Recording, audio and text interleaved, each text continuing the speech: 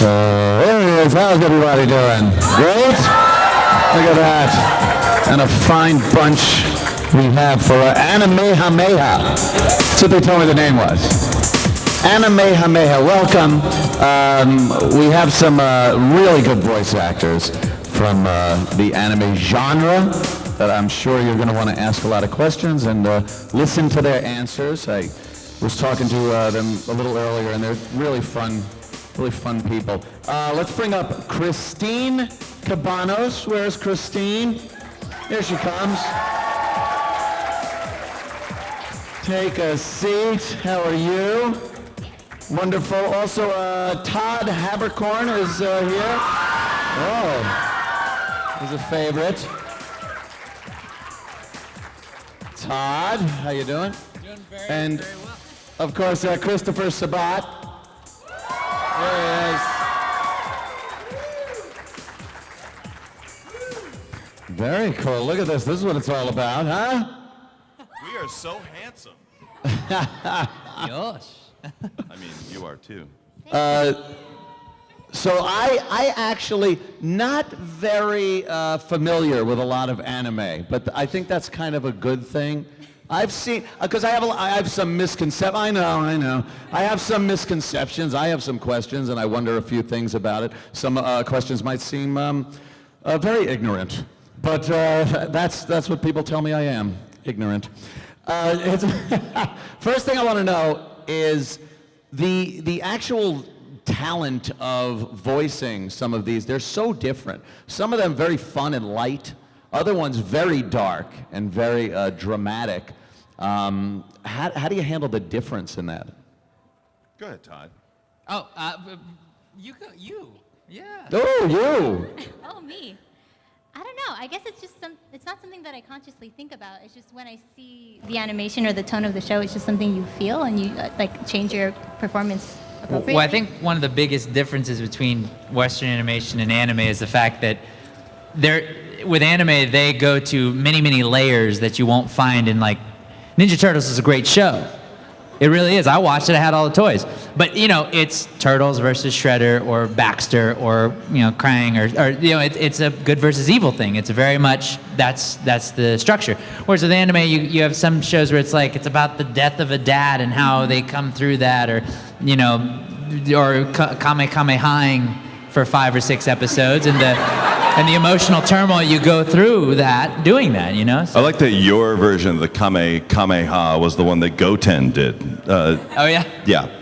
Goten said Kamehameha instead of Kamehameha, but I like it. Okay, it was really cute. You really, it almost sounded like you knew about Dragonball Z there for a second. I'll be the first one. The only thing I've ever seen fully of DBZ was the movie that we just premiered, the next movie coming out.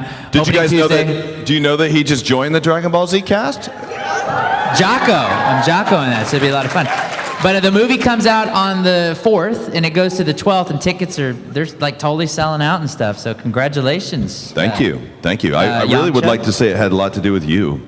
But no. Okay. I'd like to say that. Yeah, I would like you to say that too. Thank you. But no, it was a really great movie, and what I thought was really cool, talking to Raleigh, who was the main engineer on the show. What they did was they took it to didn't you take it to another facility to make sure that it had just the perfect sound mix for?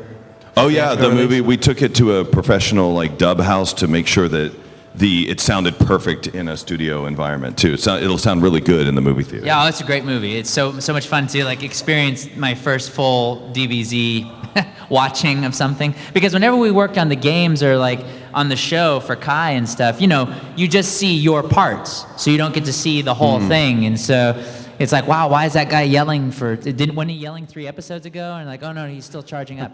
But so it was really cool to get to see the whole thing. It's good to have you with us. We've only been working on this for 15 years now. Yeah. Do you need an understanding of Japanese language when you're dubbing these into English? I mean, if you pick up stuff.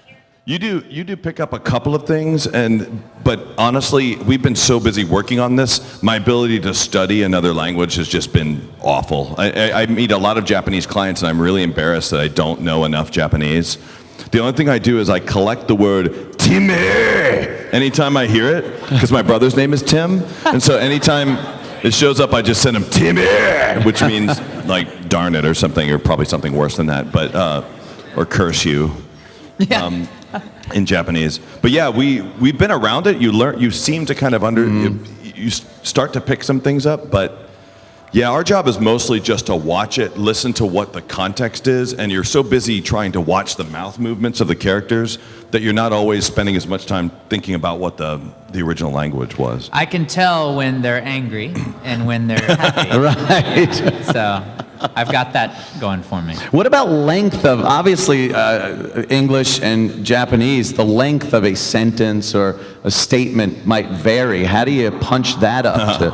That's actually something we deal with a lot more in the video game world, more so than the anime world. In the anime world, there are professional writers and things that really help do a great job of kind of like making that all work out. In the video game world, usually you don't get the audio files until you start working on the game, and so the line might be, you know, I am the Prince of all Saiyans once again, but the Japanese line is like,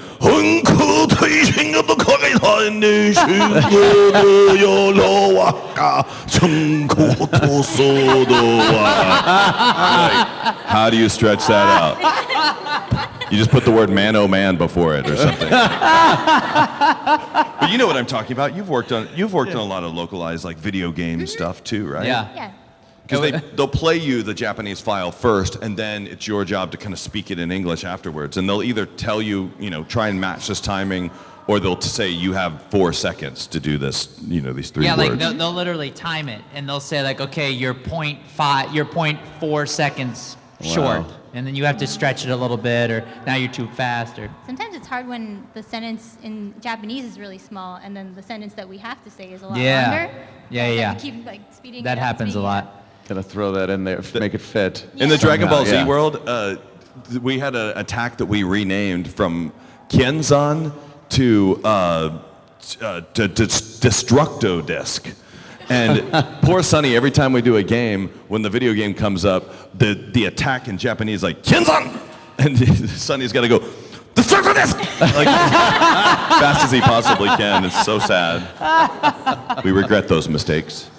Have you ever had a story completely changed just through the dialogue? Like somebody decides, hey, I have a story for this. I could completely change the dialogue when we translate it. Yeah, No, just yeah, absolutely. Really? Like, I'm working on a show right now with Chris called The Disappearance of Nagato Yuki-chan, and some of the lines actually, if you're just coming into the show, you feel like, oh, I can change that line because it doesn't have anything to do with anything. I can totally do that and it'll be fine. But if you watch the other series, the other previous seasons, you realize that line actually is a playback to a previous season's huge plot point, and so you have to keep that line there. But in the script, it's written as if, oh, there's nothing. This doesn't mean anything. And but for example, there's like a thing about one of these characters stabbing another character like with a knife, and they're like, oh, we can change that. No, that happened in the previous, like that needs to stay. So there's little cases like that do really change. If you change that, you totally disregard previous things and stuff like that. right, wow. There was a really funny situation okay, so you all are familiar with Dragon Ball Z, and some of you may be familiar with the Dragon Ball series, which was kind of the precursor to Dragon Ball Z. It's about Goku as a child. And the episodes are old. I mean, they're like mid-'80s episodes in Japanese. And they're very fun and lighthearted, and they're always really goofy and comical. And we were trying to localize it for television, and there was one scene with a guy that was looking for a boy, and it became very obvious very quickly, like, oh, he really likes this boy. Like, this is very inappropriate. So we had to change it to like he was looking for his brother or something like that, just to even get it on television, because it was pretty naughty. Anyway. That is interesting. There does seem to be certain plot points and subject matter that would be inappropriate in certain anime that then has to be glazed over. Well, in like a that. case like that, I mean, they're really trying to tap into that medieval times audience where that was kind of a little more accepted that you marry a 12-year-old. Yeah, Game of Thrones. Because you're going to die at 15, but yeah. But I think that's part of it, because there's when we first started working on anime, a million years ago, in the late 90s, it was very hard to convince Americans that Japanese anime was like for all ages. Because at that time, most people just assumed that cartoons were for kids, that's it. But I think as people have been growing up and experiencing more and more anime, they realize that the subject matter is very universal. And so some stuff may look like it's very kind of immature and sort of childish, but it's not necessarily meant for a children's audience. And that's not in all cases, but it does kind of happen. You know what I mean? Yeah. I think like some of my experience with it, even would you consider the animated part that was in Kill Bill? Oh, yeah. To be, because that was very dark, that was anime, yeah, and definitely made for an adult audience. Oh yeah, that was. It was definitely an anime style. Yeah. That's that was probably. Oh no, I won't make that joke. Never mind.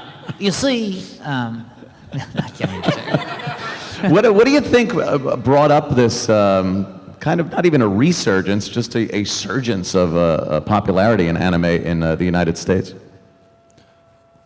I don't know. I mean, I think that Dragonball Z definitely helped introduce a lot of people to anime before they even realized they were watching anime. This is a pop culture convention, so you're probably going to see a lot more people who just watch Dragonball Z because it was on television and didn't even think twice about it. But there are a lot of people who were watching it then, running home from school every day, and then they've gotten older and they realize, oh, this was a Japanese cartoon, and there's other cartoons like this. And I've actually watched Pokemon too, and that's from Japan. Yeah. So I think it turned, there's purists who just love Japanese culture anyway, and they wouldn't have been affected by this. But I think there are a lot of people who, through watching shows like Dragon Ball and Pokemon, realized that they liked shows that were from Japan. And and as you guys know, I mean, I'm an avid DBZ watcher, and your character of Pickle Toes and Vegetable is... You're so good with names, Todd. Very impressive. So good with names. I don't know if it's... because, I mean, a million years ago, kids were introduced to a show called Speed Racer years ago. And that was kind of the first anime, I think, that was really kind of accepted in this country. Well, it showed you how to domestically raise a chimp. Yes, that was one thing, and drive irresponsibly. You put him in a trunk. That's where they like dark, enclosed spaces. But it's definitely caught on. I think people have always loved any type of animation, especially you're younger growing up. You kind of get this soft spot for. Yeah. Me as a kid growing up with all the early Warner Brothers cartoons. That was, I still love them. So I guess if you're growing up with anime, that's what you're gonna be more akin to watch. As far as the delivery, there is such a unique delivery to the voiceovers for anime. It's unlike any other kind of delivery. Very, very, I don't even know what to call it, staccato? Well, I think it depends on the type of show, because I think a lot of times they're good. I mean, what do you think? A lot of things go into that. A lot of that has to do, not necessarily because we go, hey, we think it just needs to sound chopped up or something. A lot of it is the very nature of the language. Like those of you who watch Dragon Ball, which may be a few of you out there, like if you go back and look at the mouth movements, a lot of the times, almost every line starts with a single flap and then a pause, and then it says something else. You go like blah, blah, blah, blah, blah, blah, blah, blah, blah, blah. So if you want it to look good, you kind of have to go, hey, we've got to get out there and get some stuff done. Or Krillin, I've got to go do something. So you had to fit something in that first mouth movement. And I think when we're trying very hard to make those mouth movements look and sound correct to its Japanese counterpart, sometimes you run into that situation. It's one of the hardest things about being an anime voice actor is that you don't always get to read a line exactly the way you would want to read it if you got to do it without having to follow the mouth movements. Does that make sense? And I know a lot of animation is done where the voices are done first and then the animation is done at a later time to fit whatever words are being said. It seems like what you're doing is completely the opposite. So is there literally a monitor in front of you and you're watching it as you're voicing it? Mm-hmm. I mean, if you need that. Pro. There's a real pro. Yeah, you need that. Todd memorizes the show before he starts. That's why I get very stressed out before. No, that's what makes it so difficult is because you're having to have a certain type of performance and make sure it's accurate to the animation. And you have to deal with the fact that it's already been acted, so you have to like make it your own, but still also honor the way that it's animated. So it's pretty tricky. Have you ever gotten people that have been like, hey, yeah, you really screwed that up? Oh, absolutely. Really? Oh yeah, they're like, I'm total subs all the way. Can you sign this? And I'm like, yeah. But no, it is true what you were saying earlier. Like as far as like what shows kind of what makes anime more popular nowadays, I think it is definitely like Dragonball Z. I can't think of that, and Pokemon really are the two. It really paved the way a lot, but I also think it's because internet culture has grown, and we can watch whatever we want and any content in any language we want, legally or illegally. It's harder to find Return to Oz. That's a tough one, but I really like that movie. Yeah, you'll find it someday. Yeah. Speaking of the internet, do you guys on social media positive, negative? What do you get? Do you read it at all? Everything's been mostly positive for me, luckily. I bet. Yeah, I could see that. Well, I mean, luckily, like I've had a lot of friends who've had a lot of negative things happen to them, so that's kind of scary. But yeah, I love social media. I think somebody once wrote to me, "She's okay," and that was good. Yeah.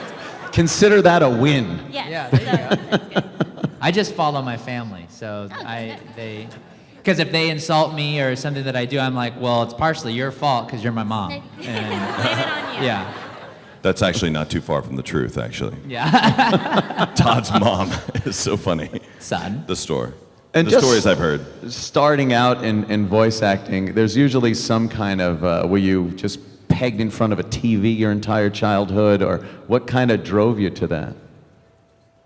I think the irony of what I'm doing now is that I was grounded from TV a lot when I was a kid. My parents were super strict, and if I got anything less than an A, and sometimes I could get away with a B if I had a good story, but I would get grounded from television. And so the only thing I was allowed to do was I wasn't allowed to watch TV, but I was allowed to listen to the radio. So I would sit on this giant lazy boy thing and put on these giant 1970s, early 80s headphones, and I would pretend to be listening to the radio, but I would watch TV on a reflection that was in the glass on the mirror, like on our fireplace. So I'd still get to watch it, but I didn't actually know what it was saying, so I'd just have to kind of make it up as I was going along. And oddly enough, that's exactly what I do now. You should buy your parents a house and then say, "Oh, Chris, that was so sweet of you. Thank you so much for the house," and get them to sign all the closing papers and get them to move their stuff in. And you'd be like, "Okay, it looks like we're all set up here. Oh, Mom, you know what bought this house? Television." Yeah. Yep. I used to do a similar thing too, where I used to watch a lot of the 90s Nickelodeon cartoons, like Rugrats and Hey Arnold and stuff like that. And I would watch Dude Ranch. Dude Ranch. Oh my God, I forgot about that one. Yeah, and I would just watch the reruns, and I'd memorize them at this point. So I would turn the sound off, and I would just dub over them myself. Sugoi. Yeah. Thanks. For me, I was an only child, so while my friends were, like, I didn't have many friends because I moved a lot.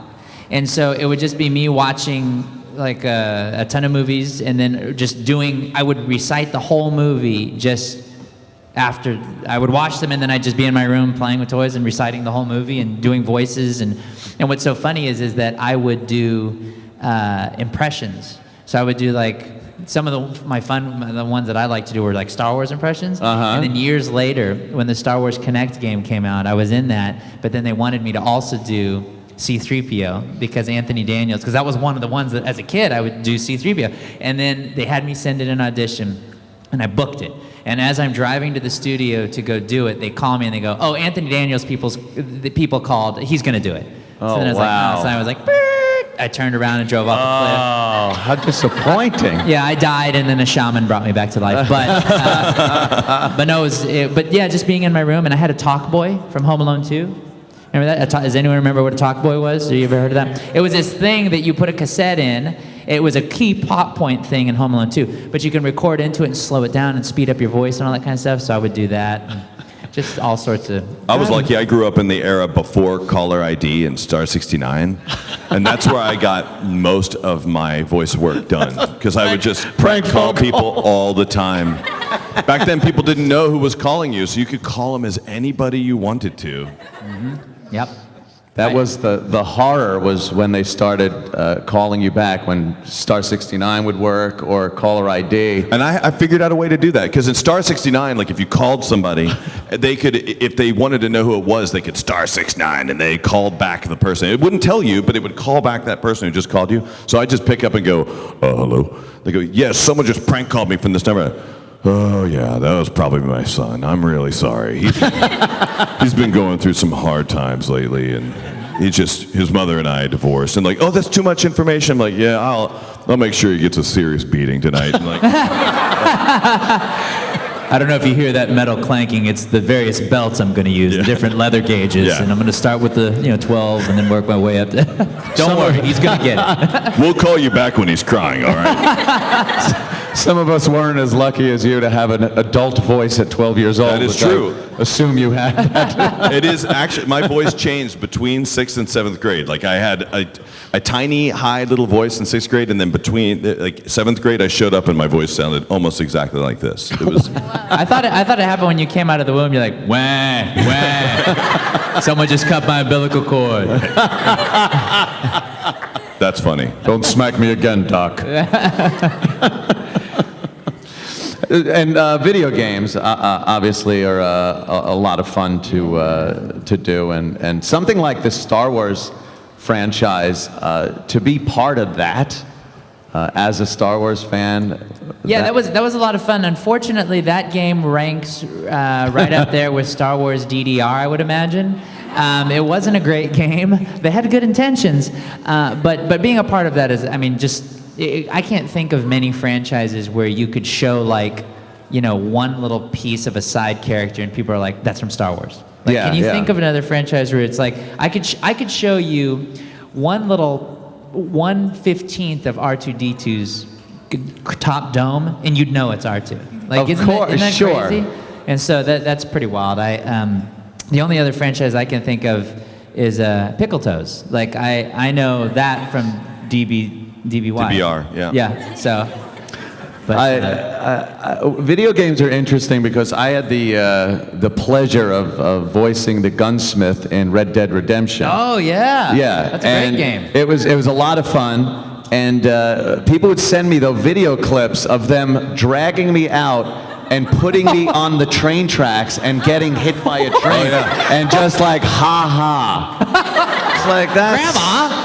What are you doing? Yeah, Grandma. So the seeing kind of yourself being put in that position is a little frightening. Yeah. Well, what it does though is you're like, you know what? My curiosity is sated. Saturday is now free. I don't have to do that. Like, I don't have to do it. Shop is closed. Yeah. Due to train running over. That's They right. probably got an achievement for that.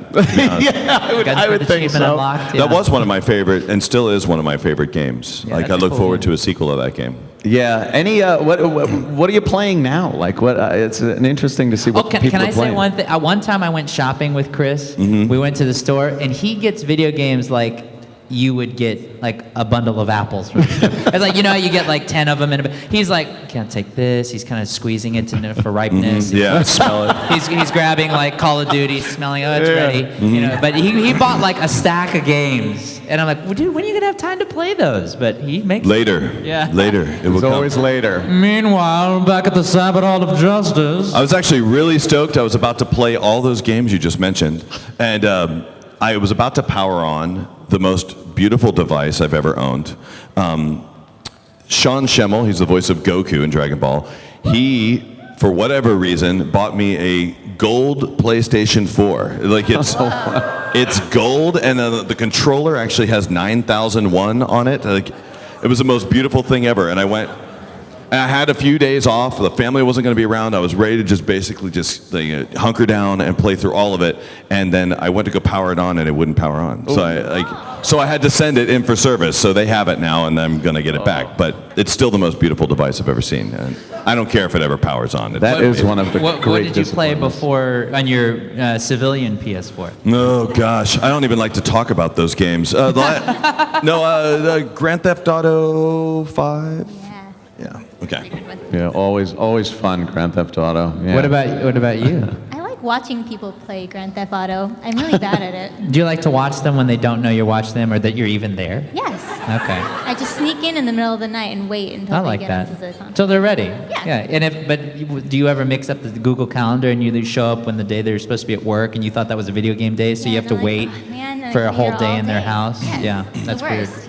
I'm a fan of Call of Duty, like all of them, and I am so terrible at it that if somebody was watching me, they would think I was being attacked in real life. Yeah. I'm screaming. I don't know. I got the best weapon. I'm out there. I'm trying my hardest, and I'll just hear. Look around, and someone just stabbed me and ran away. It's like I'm holding more weaponry than any man could possibly. There you go. Oh, really? That's how this works. Do you ever play Exo Zombies? No. Oh, you guys play Exo Zombies? Oh my gosh, I just had dinner with the guy that directed all the Exo Zombies DLC, and he was telling me about recording Malkovich and Bruce Campbell and all those guys, and it was so funny because he was telling me about Bill Paxton, who's in it. Bill Paxton's one of the playable characters, and you would think that this guy is like, he's done so many movies, he had such a career, you would think like he goes in there and he's just like, so confident. He said that Bill Paxton was like not confident at all, and he was like, he'd come in for a line and he'd mess up and he'd go, "Come, I don't even know what I'm doing here. Game over for my life." But what's the highest level you guys have gotten on Exo Zombies? Like, does anyone? 33?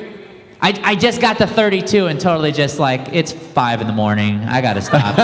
wait, 43? 42 on this current map on Carrier? 42? What weapons did you have? Ohm and the Limbo, probably? Right on. Level 42? That's pretty amazing. What's your name? You're changing it to Hercules. Wow, that's impressive. No time goes faster than the time when you're just before leveling up. Oh, yeah. And you have to be somewhere or go somewhere yeah. or go to sleep or anything. It's like, okay, what is it? It's like 11 p.m. I'll play till 1 a.m. because I got to get to sleep. What seems like 3 seconds later, you look out the window, it's that blue color. It's 6 in the morning. No! And the worst part is if you're playing a game like, EverQuest or World of Warcraft, you have to run back home when you're done. You're just like, ugh, it's like the run of shame all the way back to your save point. Yeah. Well, that's another thing, too. You could be in the middle of a raid, and your significant other doesn't understand the game still. Although you've been playing it for 10 years, still doesn't get it. It's like, just turn it off and do this, or come. I can't. I'm in a raid. I'm healing. That's why you say before 11 p.m. you're my significant other. After 11, you're insignificant. That's what my significant other says to me all the time. That's right. That is what you just described is my life. I don't get it. Yeah. He's like, I was like, are we going to go to dinner? He's like, no, I have to raid. I have to save Azeroth. Don't you understand? There's something very important to do. Like, Yeah. okay. I believe there's a hot pocket in the cabinet. Any questions from anybody? I'm sure the girl right here in the white. So as voice actors who have played your characters for so long and have developed your characters, do you ever run into where you get a new writer who then writes your character and you're like, no, that's not the direction my character needs to go? Do you have input into that? Can you say, no, my character wouldn't say that? How do you deal with that? I don't think I've played a character that has been that long that we've changed writers in between. I think it's always been, like for Kill la Kill, like Alex Von David, the director, wrote the whole thing, and he's very adamant on everything, every little point. Yes, he is. Yes, he is. Yes. Yes. So yeah, so that's never happened. Sometimes they'll let Alex. me like, if they'll ask me for advice, like, oh, do you think your character would say that, or something like that. A little bit, yeah. If they ask for it, then I'll give it to them. But I don't like interject. I trust the writing, so I try to stick with what is given. I mean, I think most people, if you're in any session and you know a character really well, any good director or anyone in the on staff would respect your opinion if you're like, I just don't think this character would say this thing. I mean, it's happened in Dragon Ball before. On all the games, we get to change anything to what we want. The funny thing is, I was like trying to explain when we got a bug report back from Japan on one of the early Dragon Ball games, and like, excuse me, but the translation says it's over 8,000. I go, oh, no, it's got to be over 9,000. I go, but you don't understand. It says over, the translation is specifically over 8. I'm like, no, it's got to stay over 9,000. You just don't, like, but please explain. I just sent them a video, and they go, please explain again. Was the video of you holding their significant other at, Dragon Ball Point? Yes, Like, yeah. I think what's really cool about it is this man knows. I don't know many people who know. Would you say, Sean, you got your knowledge of DBZ and Sean's is like, you probably know more because you have to deal with just more than Goku. Like, you probably are the preeminent PhD for DBZ in the USA. That would be true. I read that. Wow, there are a lot of acronyms in that. Thanks. It's what I do. Yeah, I know a lot about Dragon Ball. You really You do something like, for 15 years, you know a lot about it. It Yeah. flows from you, I could point out anything in the show, and you're like, oh yeah, that comes from this, and let me just. So there's this planet called blah blah blah. Yeah. 2.5 hours later, he's like, I wish I'd never brought that up. Yeah. The gentleman over here. Sure. What would you actually change about the DBZ story if you had it? If I were Akira Toriyama, I would introduce more female Saiyans. I would bring Launch back. Let's see, because she's been just missing. Wow, I have a thing for female characters, I guess. Let's see, and I would include Vegeta in far more episodes. I think. What about Jocko? Oh, I mean Jocko, of course. Thank you. Yep. I'm reading that manga right now, by the way. Oh really? Is it good? Oh, it's excellent. It's really funny. Okay, groovy. Sir over here in the way.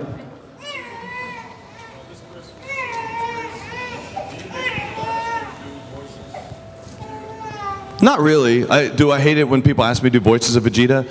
Actually, I can't hate it because it's one of the most amazing things in the world to be sitting there and for anyone to be that interested in something that you do. They just want you to say a couple of things in a certain voice and it makes them pee themselves. And it's like, that's the coolest power to have in the universe. Like, but seriously, I am so grateful to be able to have done so many great, awesome, cool roles.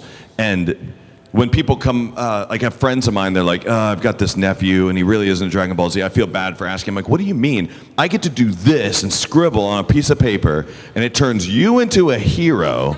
Like, it's the easiest job. I don't have to help you move your refrigerator into your new apartment or anything. All I have to do is just scribble my name on something and it makes me cool.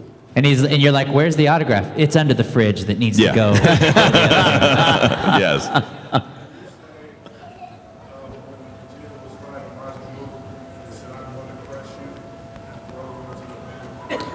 I hate doing voice requests, to be honest. I'm joking. I'm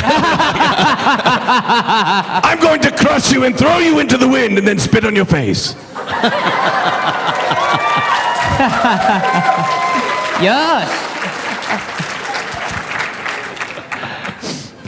That does seem to be one of the things as a voice actor that people probably want the most. You know, I was talking with Billy West outside, and of course, so many voices he's done, yeah. and you're like, all right, which one? Do this. Anything from the Honey Nut Cheerio bee to Stimpy. Ren and Stimpy. Yeah. Oh boy, Ren. Yeah. When I found out, like we were doing a group panel on the way over here, I was like, thank goodness that Billy West is not on this panel, because when I'm on a panel with him, I don't even know what to say. Because he's done so much stuff, and anything I've done seems to like pale by comparison, so I just don't even want to talk on a panel. He's there, just talk more, Billy. Just say more things.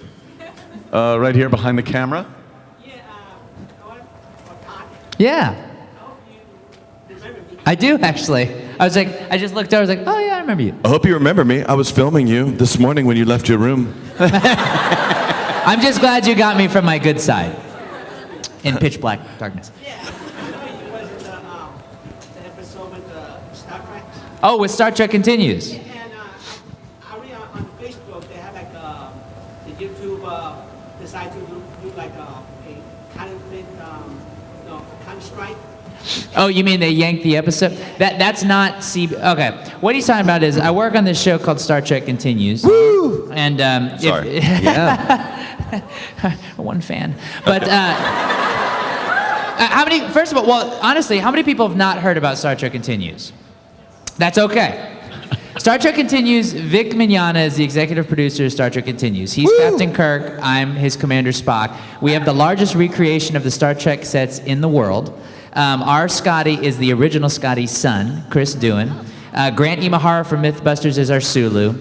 Our most recent episode, our guest star was the 6th Doctor, Doctor Who Colin Baker. We've had Lou Ferrigno on there. We've had all these. Marina Sirtis, Counselor Troy, the voice of our computer. The Pixar guys are writing our next episode.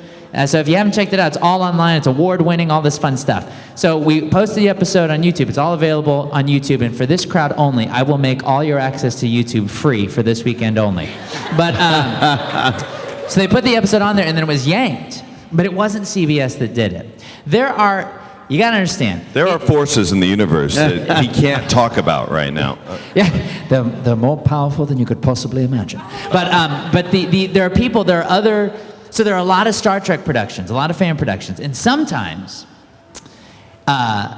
it gets competitive. And so I can't say much more about that because there's stuff going on. Pending litigation. Yes, but you never want to hear that. It's not CBS. I want to say something. When I looked at the bios and everything, I now am starstruck.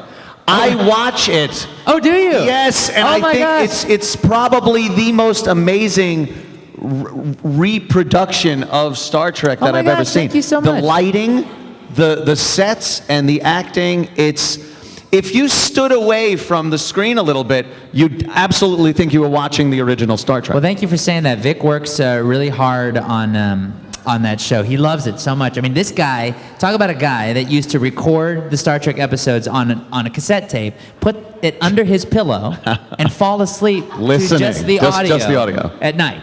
Yeah, I mean, in some circles, that might also be a similar story to something like a Ted Bundy type situation, Right, but yeah. he used his powers for good. That is But thank you so amazing. much for Wow, watching that. It's fantastic. really cool. We're gearing I up didn't for even the next recognize episode. you. Our next episode is premiering at Salt Lake City Comic Con next month, Great. or in September, I think.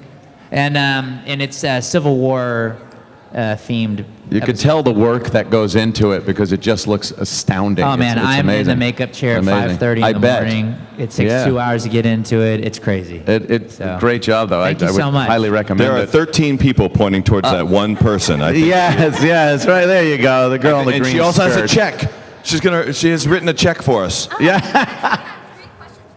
3 questions for Todd. Oh, okay, hello again. Did you kill anyone with your bow and arrow? You're slacking. It's time. Okay. Okay, well, what is the most important thing that the host club knows or has learned about friendship or family? The most important thing that the host club has learned about friendship or family is that there's going to be good times, bad times. I know I've had my share. No, the thing they've learned is that you just get in each other's backs, and I think it's the same thing that Fairy Tale does. You just get you get each other's backs, and we all know that Elfman is someone that you've got to watch out for. He's one of the coolest ones. Okay. And my second question is, how hard was it to match the tone and the voice to make it sound like simultaneously to Gavin? Oh, how hard was it to match Cowder's voice in Oron?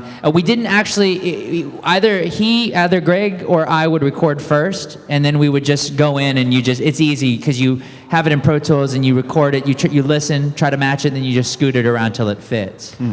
Yeah. And my third question is, can you read these lines off of this note card? Can I read the lines off of the, Britt, can you bring me this note card? Is it in Japanese? I hope so.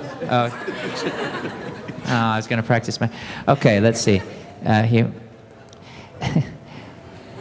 Having a couple of good-looking guys with homosexual tendencies earns the club high points. It also helps if the two struggle between their attraction and their friendship. And besides, who hasn't fantasized about twins? Having 2 loves is better than 1, don't you think? It's totally normal and way not weird. And we're going to find something here. Here you go. I'm trying to save it. Go find something more. Oh, here we go. And we're going to go find something more entertaining to do. There you go. Whoa. How did you find the lines in that Dragon Ball episode I was talking about earlier? There's one more, Todd. It's on the back. It's. Oh, I remember. Oh, that yeah. was one of my favorite parts. What's your favorite episode of Oron? I love it. That's my favorite. That is my favorite. Very cool. Thank you. Sir, over there with the tie.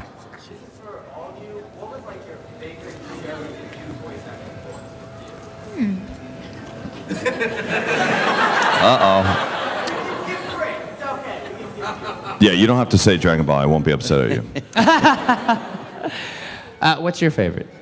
I think my favorite has been Kill la Kill, just because it's like, it's so out there and crazy, and Yeah. like nothing is off limits, and it's just a huge freight train that never stops, and it's been so fun. And my character in particular has no off button. She just yells and yells and yells and yells, and she'll never. Sounds get like my done. ex-wife. Oh! Just kidding. She's very nice. Just joking. That was a joke. My favorite show, Fairy Tale. And also Sergeant Frog was great. Yeah, it's such a good show. It was a good show. And then D. Gray Man. Yes. Why are we doing more of that show? Anyway, That's a question we have yeah, to figure out. The I answer love to. working on Dragon Ball because I've never worked on a show. It's amazing to imagine that I've worked on the show for so long. So I do really like working on it. However, the most fun I've had probably was in a show called Panty and Stocking featuring Dragon Ball. And that show is ridiculous. And I really like working on One Piece as Zoro. So. Great. Miss in the blue. Mine goes along with his, so your favorite show, but which ones do you think, like, you guys have done so many, and you've done so many Dragon Ball Z, but do you ever hear it or watch it and be like, oh, that sounds so close to the other show I just did? Do you ever have, like, not writer's block, but, like, vocal block, where you're not, like, you're reacting to other characters with something you've already done? That's complicated. Well, I think at a certain point you've just done. You're one human being, and then also the types of voice you find an archetype. Anime has archetypes, and so oftentimes you're playing some kid named Skune and Rosario plus Vampire, but then you're also playing a kid who's Yamato and Suzuka getting dissed by a stone cold-blooded woman, and then you're doing all these. They're similar, so there's no. I mean, they're both kids in different parallel universes. I feel like Let's see here. Your girl in the white over there. She's got an accomplice.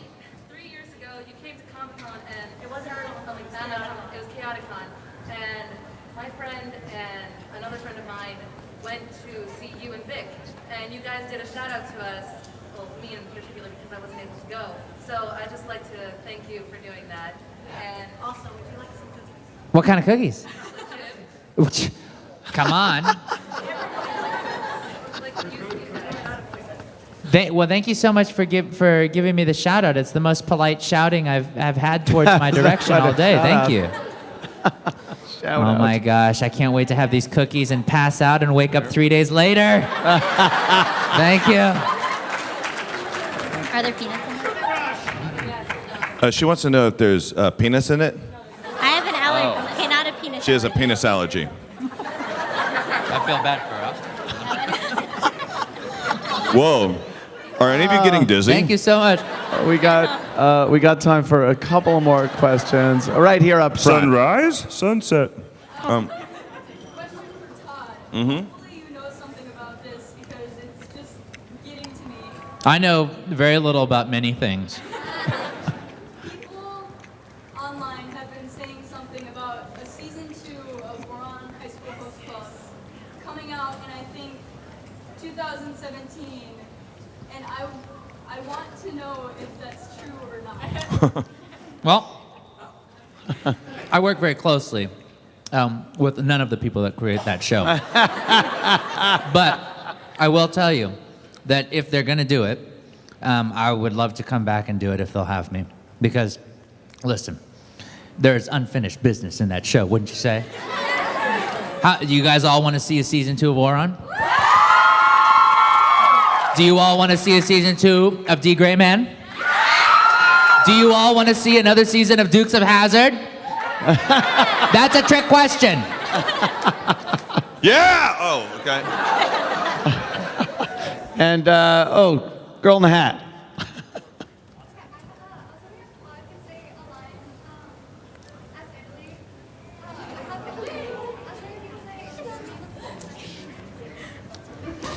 Germany, come over here.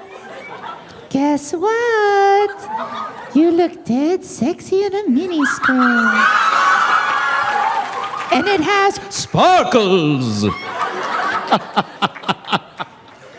I'm so my glad I God. don't have to play the characters you play.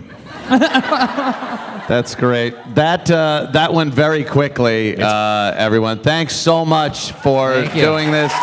Guys, great. Christine, Todd, and Christopher, thanks so much. Thank you. What a blast. Thank Good you very time. much.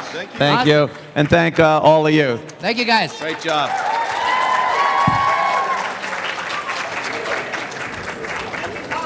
Thank you very